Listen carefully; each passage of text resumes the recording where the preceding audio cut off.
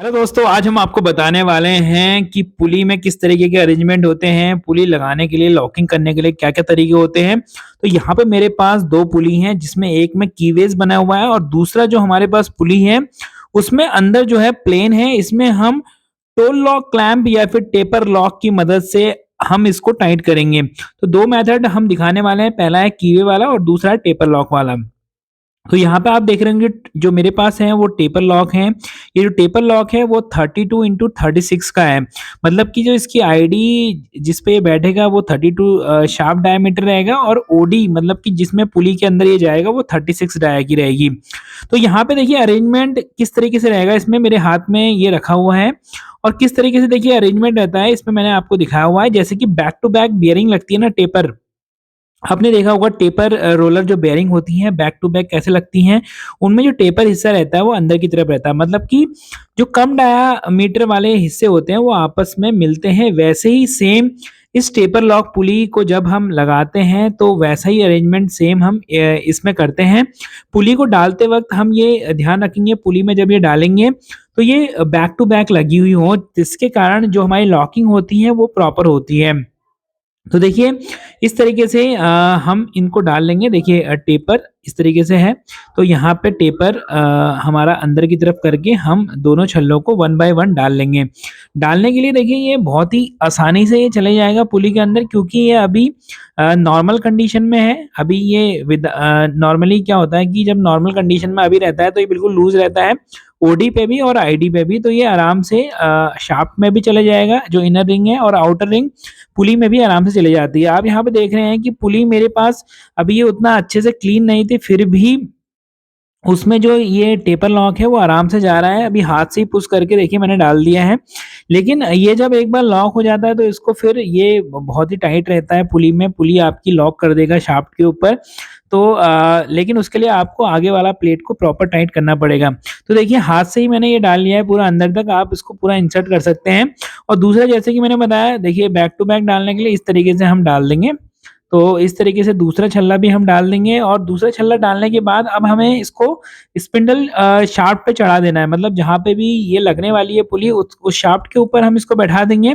और उसके बाद इसका एक आगे वाला फ्लैंज ये रहेगा। तो यहाँ पे फ्लैंज के माउंटिंग बोल्ट जब आप पूरे टाइट कर देंगे, ये नॉर्मली टाइट होते नहीं है आसानी से, आप इनको वन बाय वन क्रॉस में टाइट करते हुए फुल टाइट जब कर देंगे तो ये प्रॉपरली लॉक हो जाएगी शाफ्ट के ऊपर। दूसरा है हमारा कीवे वाला। तो कीवे वाला नॉर्मली हम देखते हैं कि कीवे या तो सिंगल कीवे बना रहता है या डबल कीवे बना रहता है। और आगे से इसमें नॉर्मली कीवे में क्या होता है, कभी-कभी अगर आपका धीरे-धीरे क्या होता है, वियर एंड टियर होने की वजह से कीवे वॉर्न आउट हो जाते हैं। तो कीवे वाले में ये ज़्यादातर प्रॉब्लम आती है। बट ये जो टेबल लॉक वाला है वो आपका बिल्कुल लॉकिंग इसमें प्रॉपर रहती है। तो टेबल लॉक जितना बड़ा रहेगा उतनी अच्छी लॉकिंग होगी। साथ में ही यहाँ पे जो आप कीवे वाला स्लॉट देख रहे होंगे, कीवे वाले में एक तो कीवे जो देता है वो सपोर्ट देता ही है, रेडियल जो भी हमारा मूवमेंट हो रहा है। साथ में एक्सियल सपोर्ट के लिए एक फ्रंट में भी लॉकिंग दी जाती है। नॉर्मली पुली को आगे से टाइट करने के लिए भी बोल्टिंग दी जाती है, ताकि ये प्रॉपर्ली जिस फेस में ये बैठ रही है वहाँ पे बट रहे, ताकि इसको एक्सियल सपोर्ट भी मिले।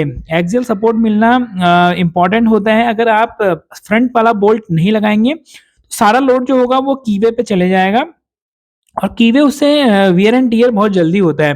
तो जो फ्रंट बोल्ट है, अगर आप इसको अच्छे से टॉर्किंग करके रखेंगे और पुली को बिल्कुल अच्छे से स्पिंडल के फेस पे बट कराएँगे, तो यहाँ पे आपको जो स्ट्रेंथ मिलेगी वो अच्छी मिलेगी और वहाँ पे आपका जो कीवे होगा वो वियर एंड टियर नहीं होगा।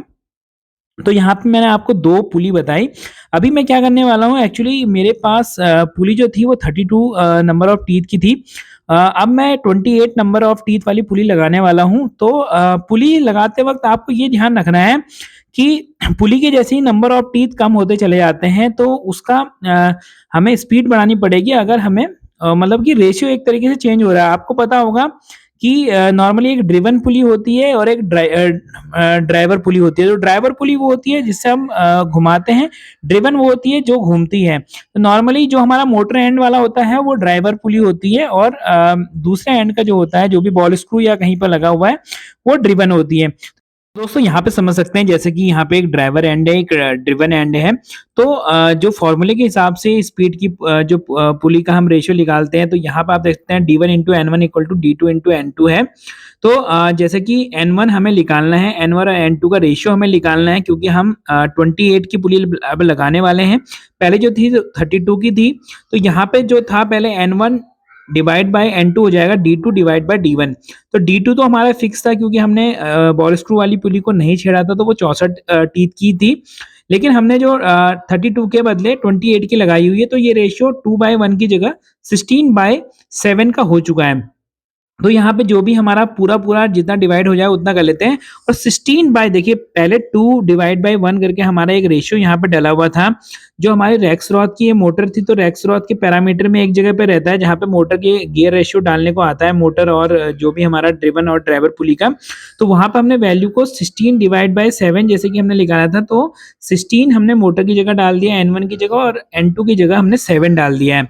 ताकि जो आपका मिसमैच है स्पीड और पोजीशन में वो मिसमैच ना हो, बिकॉज़ आपने पुली अभी 32 के बदले 28 की लगाई हुई है। तो यहाँ पे ये पैरामीटर में डालने में वो पैरामीटर राइट को अनेबल माँगेगा और उसके बाद हमें पैरामेट्रिक मोड से ऑपरेशनल मोड में जाना पड़ेगा क्योंकि ये नॉर्मली पैरामीटर मोड में चले जाता है जब हम ये वैल्यू डालते हैं गियर रेशियो की। और उसके बाद क्योंकि ये दोबारा से रेफरेंसिंग मांगता है, बिकॉज़ आपका जो पूरा डेटा है वो पूरा चेंज हो जाएगा, तो यहाँ पे आपको क्लियर पोजीशन करना है रेफरेंसिंग करने के लिए और उसके बाद आपको सेट रेफरेंसिंग कर देनी है। तो आपका पूरा अब ये पूरा ओके हो चुका है। अब आपकी जो स्पीड है, मोटर स्पीड वो जो मैच होगी वो बिल्कुल आपकी जो लगाई हुई पुली के अकॉर्डिंगली होगी। तो दोस्तों आशा करता हूँ ये वीडियो देखने के बाद आपको समझ आया होगा कि किस किस तरीके की हमारी पुली में नॉर्मली लॉकिंग होती है और कहाँ पे आप कौन-सा यूज़ कर सकते हैं। साथ ही आपने देखा होगा कि कैसे हम स्पीड रेशियो निकालेंगे और किस तरीके से उसको पैरामीटर में डालेंगे। तो दोस्तों अगली वीडियो में हम दिखाएँगे कि किस तरीके से पैरामीटर में वैल्यू डाली जाती है, उसको डिटेल में आपको दिखाएँगे। तो बने रहिए इसी तरीके से, फिर मिलेंगे एक नई टेक्निकल वीडियो के साथ। तब तक के लिए दीजिए इजाज़त। नमस्कार, जय हिंद, जय भारत। पढ़ेगा इंडिया तभी तो स्किल बनेगा इंडिया।